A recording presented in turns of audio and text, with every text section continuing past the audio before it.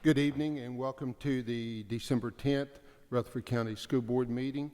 The board invites you to join the Blackman Elementary School Choir in leading our pledge.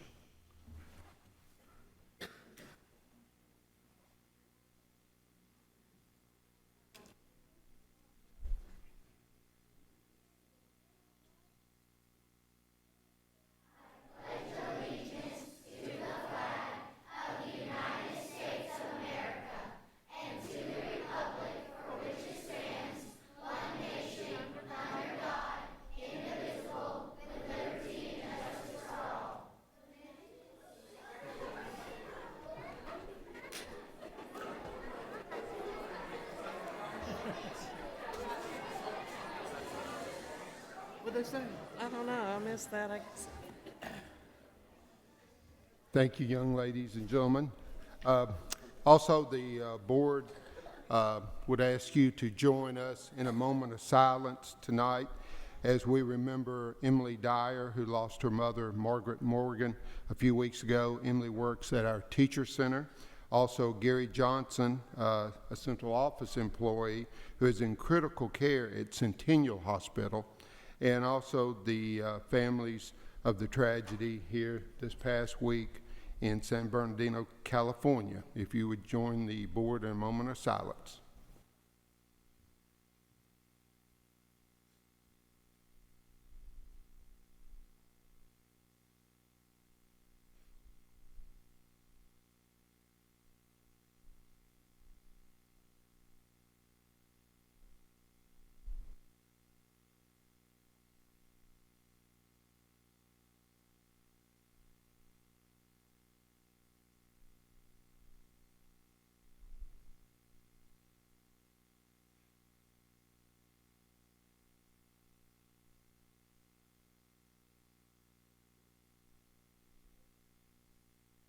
Thank you. Would like to welcome our choir members tonight, and especially their parents and other stakeholders. We're pleased to have a full room. We don't get this quite often, so this is something we'll enjoy. Would also like to welcome the Riverdale members of Teaching as a Profession class tonight. With the presentation that we're having on teachers and recruiting. We're glad that there's a class out there developing those young professionals. Ladies and gentlemen, don't want to make you nervous, but later on, maybe tomorrow, you can go to YouTube or RCTV on Rutherford County Government, and you'll get to see yourself perform. So you're going to be on television tonight, so smile big, okay? Okay, a little bit of board business before we get to hear the students sing. We met, of course, at a work session on Tuesday night, and if you want to watch it, you can, again, go on YouTube or RCTV and watch our discussion. But we're going to move to approval of the agenda. So moved. Mr. Young? Second. And Mr. Holliday. Further discussion or questions? Hearing none, all in favor say aye. Aye. Any opposed? Motion carries. Number 5 is the extension of employment contract for the Director of Schools. The Director of Schools contract currently expires June 30th of 2016. Recommend approval. Motion to extend the term of the Director of Schools contract of employment through June 30th of 2017. Mr. Hodge? Mr. Young? Discussion? All in favor say aye. Aye. Any opposed? Motion carries with extra votes, too. Mr. Odom, I think you I have need extra votes. That's good. I think you got approval way past the boards. Thank you. But we thank you for the job that you've done in leading our school system, and I go back with you many years, having been your PTO president and having served on the board, and your leadership has just been incredible, and we're grateful that would like to hang with us for another year. So again, thank you. Board members? I'll echo that, and also note for the public and for the record that this follows the board's evaluation of Mr. Odom, which came back in a very positive way as a matter of public record, and the scores on that evaluation were higher than any evaluation that Mr. Odom has previously had. So it's another affirmation of the job well done. Yes, sir. Thank you, Mr. Holliday. Good. But again, unanimous vote as expected, so thank you. Okay. It's a pleasure. It's about the employees and the people that we have in this organization. You let me lead it, but you set the policy, you help set the standard for us. So one of the reasons Rutherford County School is successful and so many people want to move to Rutherford County, part of it is the school systems in Rutherford County. And so it's a real pleasure and an honor to be a part of that. Yeah, thank you, Mr. Odom. Number 6 is the approval of the consent agenda. So moved. Okay, Mr. Estes and Mr. Hodge. Discussion. Hearing none, all in favor say aye. Aye. Any opposed? Okay, motion passes. And there are no visitors, so the fun part of the evening, Mr. Odom? We have a spotlight on education tonight. It's the Blackman Elementary School Choir, and I'm going to ask Principal Cynthia Ford. Ms. Ford, if you'll come up and introduce the choir.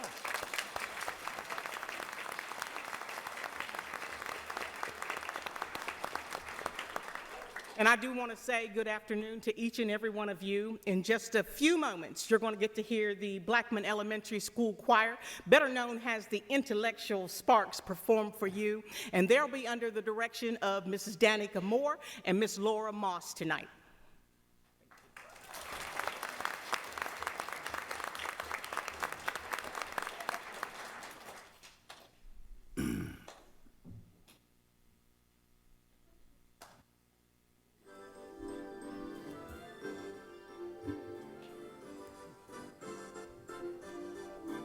It's a world of Christmas shining bright.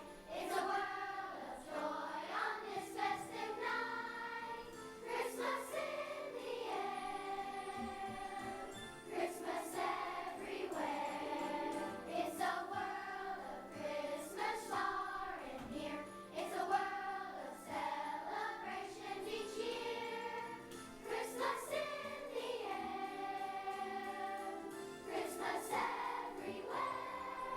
There are holiday traditions, both young and old. Holiday traditions in heat and cold. Light a luminaria and mistletoe. Leave a treat for Santa or shoes in the snow. It's a world of Christmas shining bright. It's a world of joy on this festive night. Christmas in the air, Christmas everywhere. It's a wonderful, magical, marvelous, glorious world of Christmas, of Christmas, of Christmas.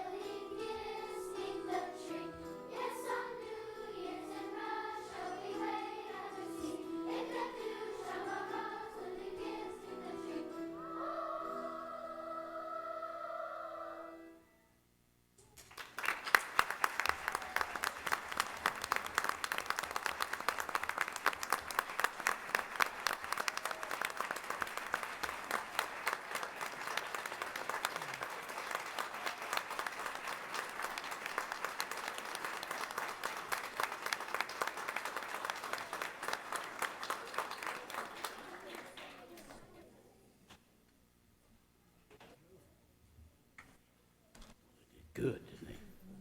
My heavens.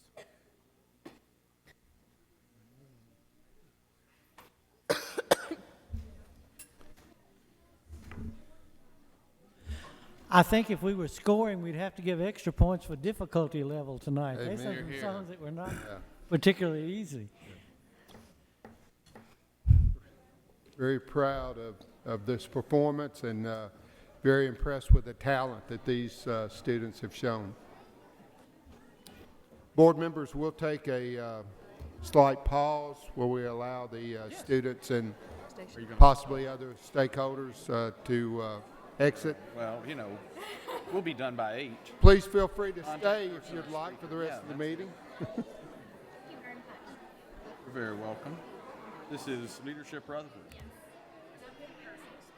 Yum. I'm Aaron Holiday. Or more. Part of Rutherford County to live in.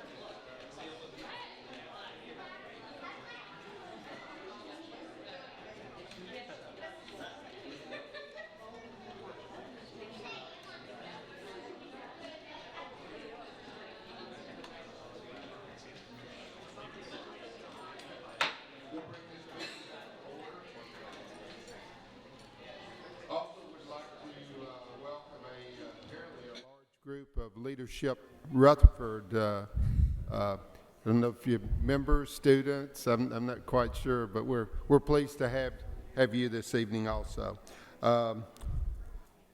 Another fun opportunity, Mr. Odom, number 9 for recognition. Riverdale High School, we have some more state winners, and Mr. Lucas Holman is here this evening. And we have some FFA state floricultural winners. Mr. Holman, I know himself, he's usually the ones with the plants each year, and the plant, and his wife teaches at Oakland, and we still get along fine. So it's fine. She's actually more into the animals, and you're more into the horticulture. We complement well. There you go. These 4 kids, and we have 2. One's at a district bowling contest tonight. One got called into work. It was Luke Love and Kara Pascarilla who weren't able to be here tonight. But Haley Lawson, Morgan Tarpon, and the other 2 won the state floriculture contest. And I'm going to assume that most of y'all don't know what floriculture is, but I'm going to tell you. It's basically a floral arranging contest, and they did fantastic. They won the state contest this past spring. They went to the National FFA convention the last week of October and competed. Each state sends their best team. And Tennessee, Riverdale, got 9th out of the nation this past year, so they did fantastic. And I couldn't be more proud of them.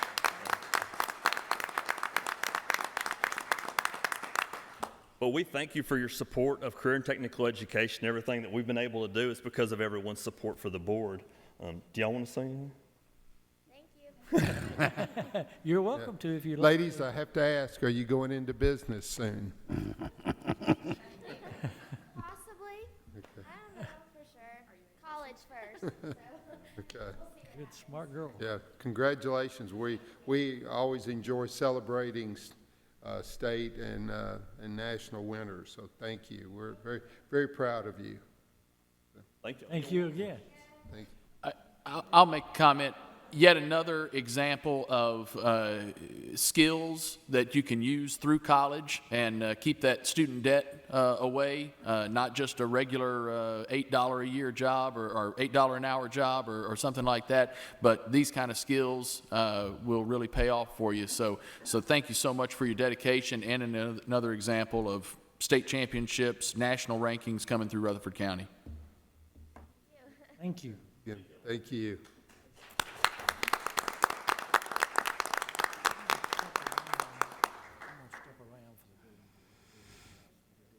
Okay, all right. Okay. Number 10 is old business. Mr. Odom is going to the podium. Ladies, we're sorry that you lost the crowd, so.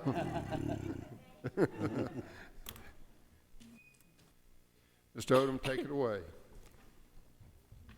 Mr. Holliday asked the other evening for us to take a look at some of the things that was driving why we are presenting the building program that some people would call aggressive and others would say it's not aggressive enough, you know.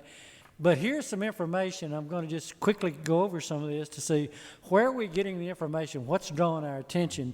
The first piece of information here comes from Rutherford County Chamber of Commerce, population, some estimates that we have. Look at 3 decades, and this goes from 1990 up through 2011, and you're seeing a population growth for Rutherford County in 10 years about 50% for 3 decades in a row. That's strong when you look at that. A little bit further, looking at this one, this is the one that I know our county mayor uses some, and our county commissioners are quite aware of. This is a city data, which is a national organization you can subscribe to. Some of the very interesting things here, if you look at this, it's a 2010 rank by county, and I simply copied it and pasted it on here of 7 counties they've identified here in the top 7 in 2010.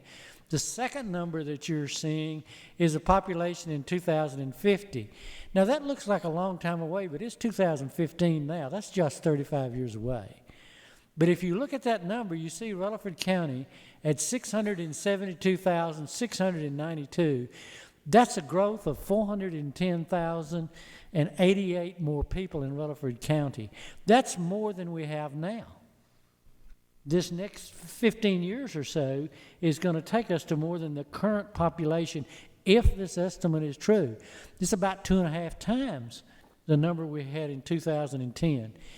And you'll notice another interesting thing here. Rutherford County not only surpasses Hamilton, which we're close to, but you're also projected to surpass Knox County. So that's going to put you right up there, Shelby County, Davidson County, Rutherford County. That's how it may look in 2050. That's another factor that drives our building program. Another thing that's totally separate, this is the federal government, U.S. Department of the Institute of Educational Sciences. And again, this is for projected percentage of change in schools from 2010 through 2021, a little different period, but everything in the dark blue is expected a growth of 5% or more. So Tennessee, you notice, lies in that growth that's 5% or more. It's actually more than that. Kentucky doesn't, and Mississippi doesn't, and Alabama doesn't, and Louisiana, but you see that growth. And you see the Midwest and the Northeast not growing as fast. This is a follow-up on that one. So if we look in this area here, the increase for the South in general is at least 9%. And that shows in the graph here that's been leading as far as student enrollment. But why don't we stop and take a look now at Rutherford County? This looks directly at us because this is the thing that drives us. So what I have for you is the 4th month enrollment. I got this week from our attendance department that tracks our data. And this is the breakdown by school, by grade. There's 2 or 3 things to kind of look at when we take a look at this. When we look at it, our total right now, the 42,655, and it represents a 1-year growth of 2.9%. But one of the other factors that I have been sharing with you, another thing we can tell, since this is by grade, if we look at the count for 8th grade, and you look at the count of 12th grade, if all the 12th graders are promoted and the 8th graders are promoted, you're going to grow over 300 next year in your high school enrollment simply because of this change in enrollment numbers. So that tells us, again, the figure that we talked about the other night in our work session, we had well over 800 this year, 880 or something like that, another over 300 next year. So we're in that 1,200 student growth range in a 2-year period of time in our high schools. Now, is that an anomaly or why? I do not know for sure. I think there are some factors that are happening. I really think certainly our magnet schools are attracting people that may not have stayed in Rutherford County in the past. I think probably more homeschool and private school students now. Your offerings in career and technical education, your offerings in academic potential and offerings for the students is drawing people back into the system at the high school grades. And so I think we're part of our success is part of the reasons that we're seeing this growth. So going a little bit further and kind of getting it down to us, I prepared another one. Here's another one for us to look at. The top chart, and I shared this with you on the state of the schools earlier this year. These are 2-year growth patterns, if you'll look at that. This 8.9%, again, between 2005 and 2008, was that year back when Mr. Gill was here, that we grew by about 1,800 students in 1 year. That was a huge number of students, and so that's why that number was reflected so large at that time. You will see little variations. The 3.9% for that period between 13, 14, 15, 16, 15, 16 in that one, is when 2014 the city opened Overall Creek. And so we saw some change in the elementary numbers there. Now that that's over, I think those numbers are over now, unless the city builds another elementary school and opens it, or if some change. Obviously we don't have the crystal ball to know what might happen in the economy in general and wise, but in making some projections for the future, this average for the 10 years is 2.64%. And that includes those two, and that would be a 2-year, which is less than 2% in those 2 years. But the projections I used basically to start out with would be about 2.8% per year for the first 2 lines in our growth from 17 through 20. Remember, we had 2.9% this year. So that is even a 0.1% less, and be 0.2 for the 2-year period. Then I used for the last 3 years a little bit more, less growth, 5.2, which would be 2.6% per year. But when you add that up, you come out with, in that's 10-year period, in projected growth, 12,724 more students in Rutherford County, excuse me, in Rutherford County schools. That brings some interesting things. My trying to forecast, and with you as we look at that, I think to accommodate almost 13,000 more students, that growth will take probably 2 high schools, which will handle 4,000 students. But folks, that still leaves you 8,724 students for your elementary middle. So within that 10-year period, it looks to me like it will take another 8 elementary middle schools, some combination as we track it and modify each year. So you're looking at, which we've been saying all along, it's going to take a minimum of 2 schools per year. I mean, that's really where we are. And I really think it's a conservative estimate when you look at that. And the chart looks like this. The blue lines are, for us, kind of past history. The 15-16 is that 4th month enrollment that I gave you a few moments ago. But I used to teach math, and that's about as close to a positive slope with a linear growth that I've seen in a long time. And you're going from 2005, if we project, to 2026, so you can see the numbers. And of course, what happens is, you know, used to we would grow 4%, but we had 25,000 students. But now you drop down, you got over 40,000, 42,655, and you start looking at 3% and 2%, you come up with the same numbers of students. So even though if your percentage growth may be a little bit less, but in actual bodies that we have to have in the classroom, it's more. And that's exactly what we're looking at. So with this in mind, it was our conversation the other night. Anybody have anything you want to say or a question you'd like to ask them before we kind of look at our projection? I mean, our actual building plan. These numbers, Mr. Odom, does not include the portables that we currently have. And you're correct. We have 144 portables still in use. And we got another 4 schools right there that we do. we wanted to get out of portable. And we go to the county health and ed. I'll put more with it. Mr. Holliday suggested numbers of classrooms and all. We'll put more of that kind of when we get ready to do that presentation at the time. But simply just looking at numbers, just overall numbers without a grade breakdown or anything now, it's a very sobering fact when we consider where Rutherford County may be, especially if you go back to that city data and start looking at within 15 years away, you're 600,000 people, then this goes out if city data happens to be correct.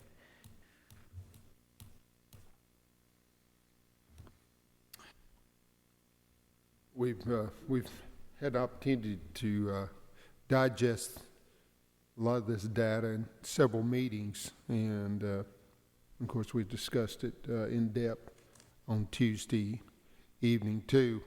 Are you getting ready to explain the differences in the 2 versions that you brought back to the board? We will. And I did put it on the screen because the people at home who are watching us on YouTube, if I put it up there, they get to see what we're looking at this evening. So that's why I did decide to go ahead and project it up. We looked at version A the other night. We talked about both versions move the high school up. I just, with 1,200 growth in 2 years, and the numbers that we have in our high school, and you can go back to the other sheet, and you basically see the size of our high schools. If you take a look at it's your page 3, I believe. Mm-hmm.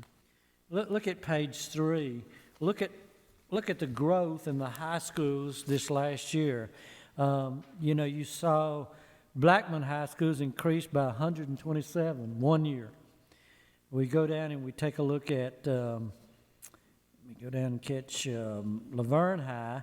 And, I kind of expected it was the last year of our grandfathering, for the Stewart's Creek. They still grew by 83 students. And then you go down and you take a look at Oakland High. They grew by 81 students in 1 year. We take a look at Riverdale. They've grown by 87. You take a look at Siegel High, had one of our smallest growths at 39. Smyrna High grew 118. And then we look on down and you see Stewart's Creek, which again, the grandfather, they gained 288 students last year. So that school now is at 1991. You know, Its third year of operation. its third year of operation, and that's this month, this week, actually what we're looking at. Mr. Zago sent me something today that some of the area that you got from someone at Smyrna with some of the planning, and I forwarded it to Shane Morgan, take a look at, and out towards Amoville Road and out toward Independence Hill, the numbers were better than 1,800 new homes. Now, it will not all be built out at once. I mean, we're very much aware of that, but we know our job is to project into the future and try to prepare for it because we have to. And so that's what we're doing, basically, in this case. So the people are coming from every projection we look at. And so looking at our versions, we took the other night, we did move up several of those, and you'll pick them out quickly. We forwarded you yesterday, I think. I sent it to email for you with the two versions, A and B, so you got a chance to look at it. I do want to confess, Mr. Zago did pick out something. Mr. Sandvig is at Budget and Finance tonight. We had an item, an amendment, that we approved that went through, and so he's there tonight.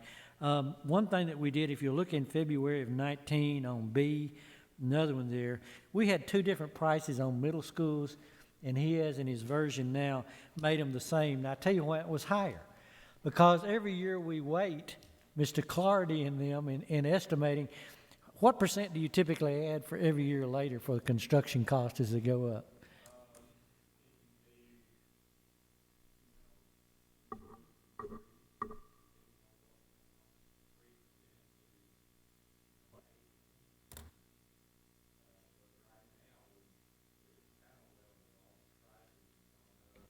Leveled again?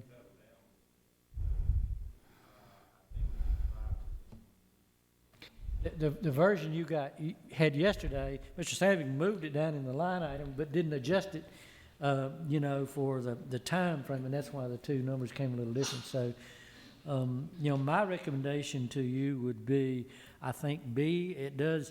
The other issue we had with A, which was a little bit frightening to some because you came out with, as we discussed Tuesday night, we came out with 98,947,000. In other words, 99 million.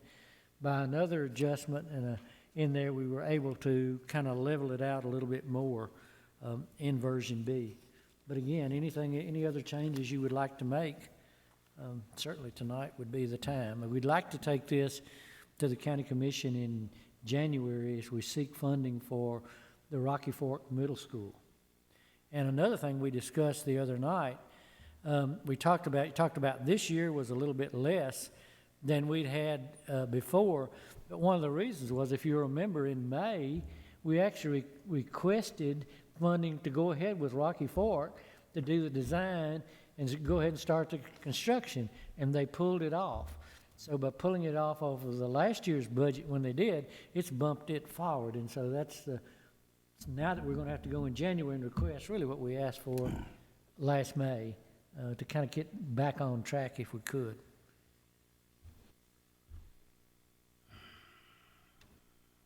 Questions for, yes, Ms. Jordan?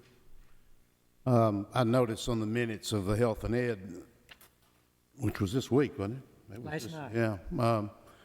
That Commissioner Phillips, who has the habit of asking great questions, wanted some explanation on the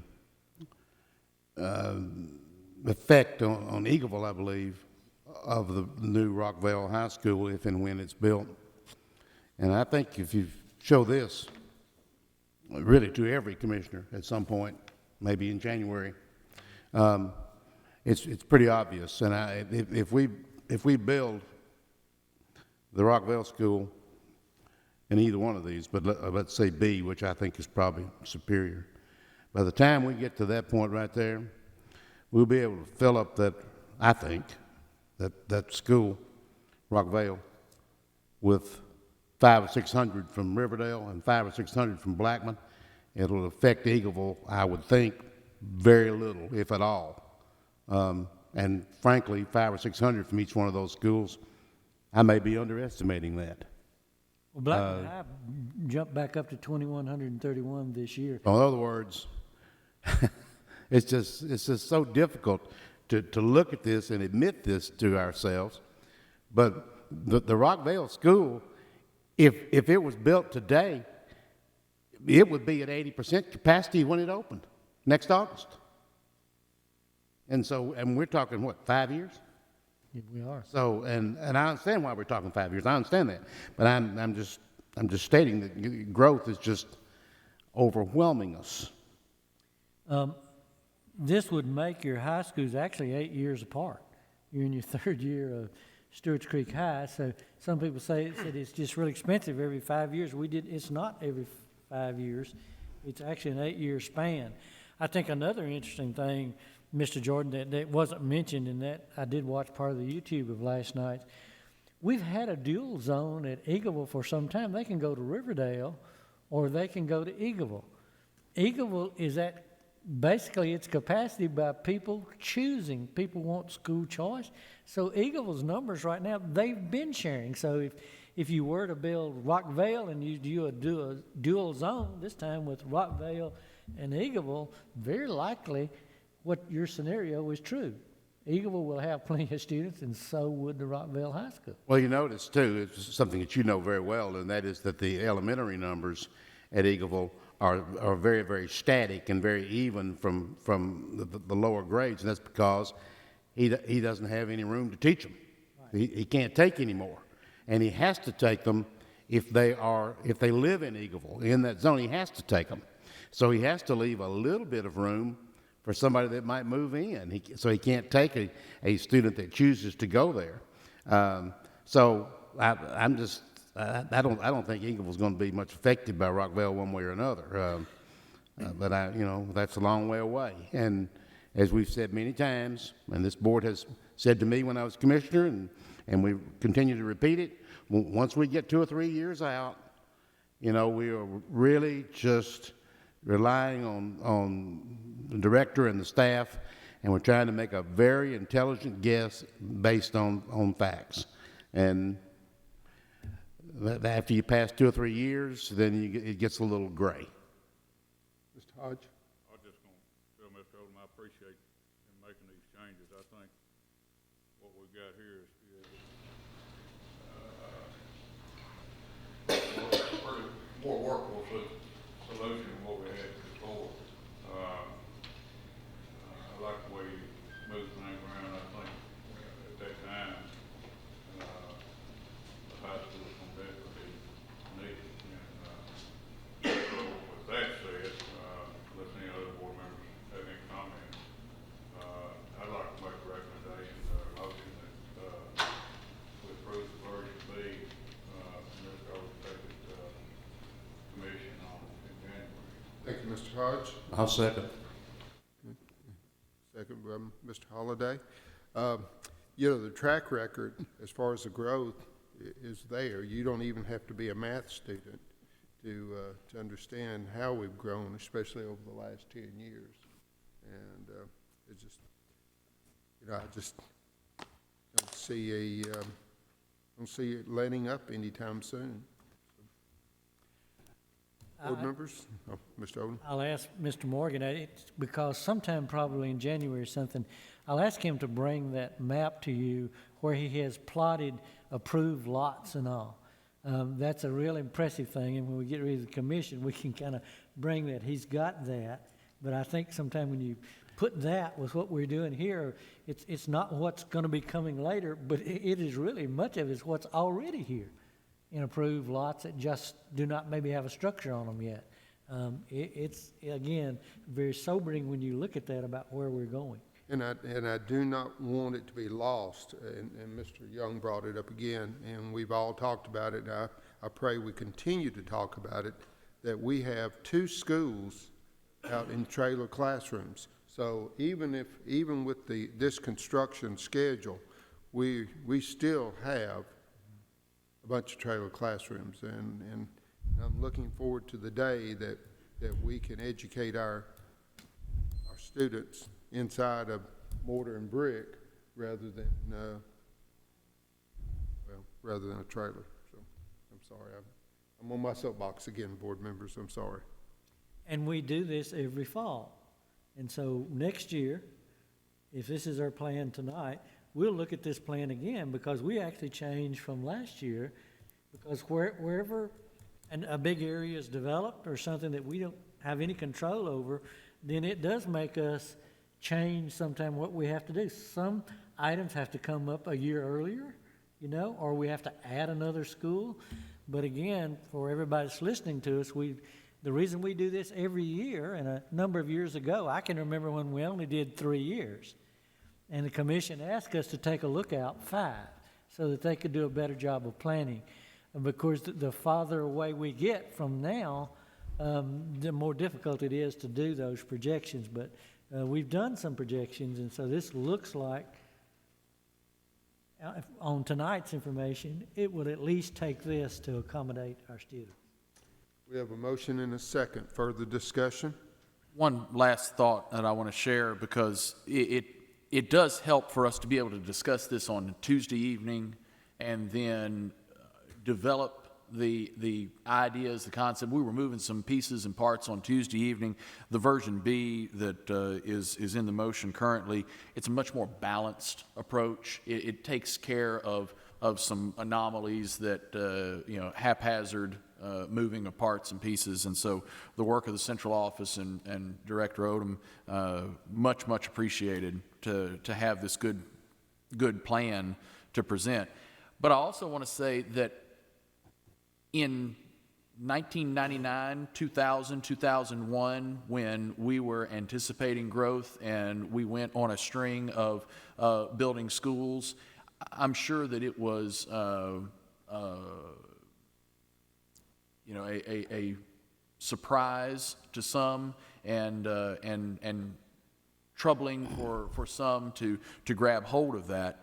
But the history is that our funding body has seen this, and they do understand. And given the amount of time with a good projection and presenting it early and on time, as we're doing by adopting this tonight, we're going to give them the opportunity to be able to look at this, consider this, and hopefully come to the same conclusions that we have, that being prepared for this anticipated growth is the right thing to do. That's their track record, and we're very thankful for that. And we don't want to lose that emphasis as we send this plan over, which is another step in the continued growth. Mr. Holliday, anyone else? Good. Again, we have a motion and a second. All in favor say aye. Aye. Any opposed? Motion carries. Thank you, board members. Number 11. That was the one Ms. Barnes basically brought you the information we did.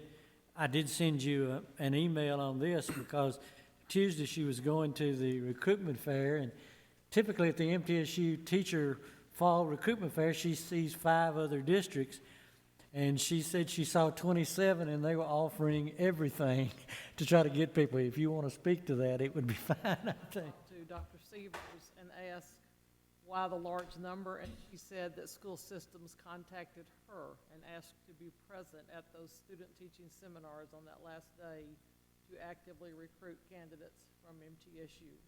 I am proud to say that in one of the announcements, she recognized Rutherford County as the top recruiting school system from MTSU for their graduate candidates. So that was good to hear. And while we were there, Ms. Duke and I were having lunch, and a young lady walked up to us and had her phone in her hand and said, "I just was offered a job." So she was very excited, and we actually have hired 6 of the candidates to date to start in January to fill vacancies in our school system. So we're glad to be able to hire candidates from MTSU. Well, we were pleased to have the students from Riverdale. Maybe you jotted down their names while they were here. Chairman, I don't think we can miss an opportunity to say once again, we hire over 400 teachers a year. We have around 120 student teacher candidates coming through this spring. So the critical nature of teacher recruitment is absolute. Anything else on this? Again, the insurance meeting was canceled for the month of December, so they'll bring back a report in January. And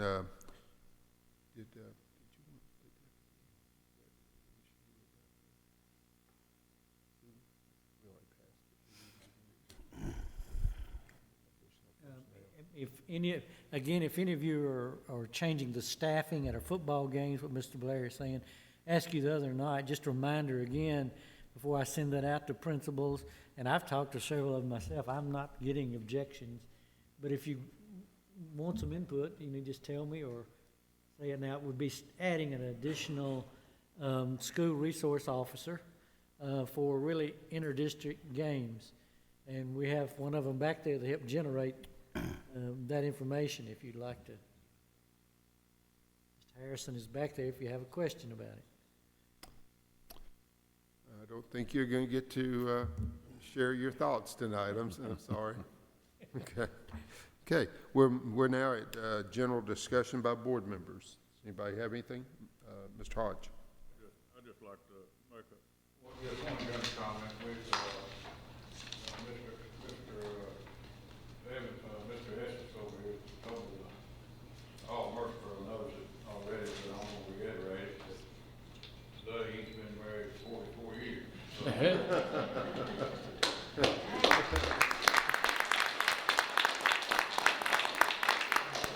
he needs to be recognized. Well, we really want to recognize Mrs. Estes. ESEA? Yeah, true, yeah. We talked Tuesday night that now ESSA, but the reauthorization of what was No Child Left Behind has now gotten the president's signature. So Tuesday night it was passage in the Senate, and today it's the president's signature. So an opportunity for us not to have individual waivers with the Department of Education and be back at a place where our state government can have a bigger impact on the education inside of our state. And hopeful local control is certainly going to be the watchword in this new federal legislation. Hopefully, we'll have a presentation as far as how it actually affects us in the near future, but I'd say as large as that document is, it'll take a little time to interpret every facet. There's some funding in it. Trade Duke was excited today. Whether it'll get to us or not, or how it will be distributed, you don't know with the federal government for more technology, that sort of thing. It lets the states begin to take a look at how many tests, how often. One little figure you may find interesting, Rutherford County will give over 150,000 state tests this year. The people from the state shared at the Chamber of Commerce the other day across Tennessee. With the current testing model, there'll be over 2 million tests. And she opened the door for me, so I said, yes, over 150,000 of those are in Rutherford County. So that's why you put in some of your technology and that sort of thing. So each elementary student, actually in 3 through 8th grade, takes 2 English language arts, 2 math, 2 social studies, and 1 science. So it's 7 really for each one of those they're taking. So it doesn't take long to get to that. Actually, the number's about 163,000, but it's over 150,000. It will turn the conversation now to the development of reauthorization for the Carl Perkins Career and Technical Education reauthorization bill, and so that's what will now be a consideration. And our performance there, I've already been in touch with the folks in the Senate Health, Education, Labor, and Pensions Committee to say this is the model. Here, what we're accomplishing in Rutherford County. Merging together local industry with our curriculum, the benefit is enormous, and we have one example after another of how that pays off. And so whether it's graduation rate or employment opportunities, and then again, staying away from student debt by having skills that are skills that a student can take immediately into the workplace and have a higher rate of return. All of those are benefits of a career and technical education program. Yes, sir. Of course. Mr. Holliday be proud of something else too this week, since you represent that area. The state brought several school districts, including Metro Nashville, up to Laverne High School this week to try to see how to do RTI for high school students, because we're the leading in that. The others are just trying to do it. You know, he was the one that hired it to teach reading, the elementary teacher that's teaching reading there. And I told you the story last year about the young man that was there that they were trying to, said, we need to put some more students in, we're going to rotate you out. And he says, no, I'm not leaving that teacher. You know, I can read for the first time in my life. So they're doing some things right, you know, and that's really good when the state and others starts bringing other districts in to take a look at you. I'll characterize it this way, that it's not enough for Rutherford County to be compliant in these programs. The reason why we're so successful is because we take the mandate that comes from the state and we say, okay, fine, we'll accomplish that, but at the same time, we're going to see results from our students. So our compliance is married with our commitment to effectiveness. And that is a credit to our teachers and those who actually interact with the students. They say, whatever the requirement is, whatever the paperwork is, whatever the technology is, we'll make use of that, but we're going to find a way to turn that into results from our students. And that's what Mr. Ash is doing there at Laverne High. Excuse me. Pardon me. I'd like to remind everybody that our home university is playing in the bowl game on Christmas Eve, and that our quarterback, Fritz Stockstill, was named freshman offensive player of the year, the first time that has happened to us in a conference, and we're awfully proud of our home university, and I'll just say, go blue. And anybody else? Hey, Ms. Michaels will be back in January, I guess. And so wishing everyone a 12th and 14th. Wishing everyone a safe and very happy Christmas and New Year's, and we will see you back here in January. Nothing else, we stand adjourned.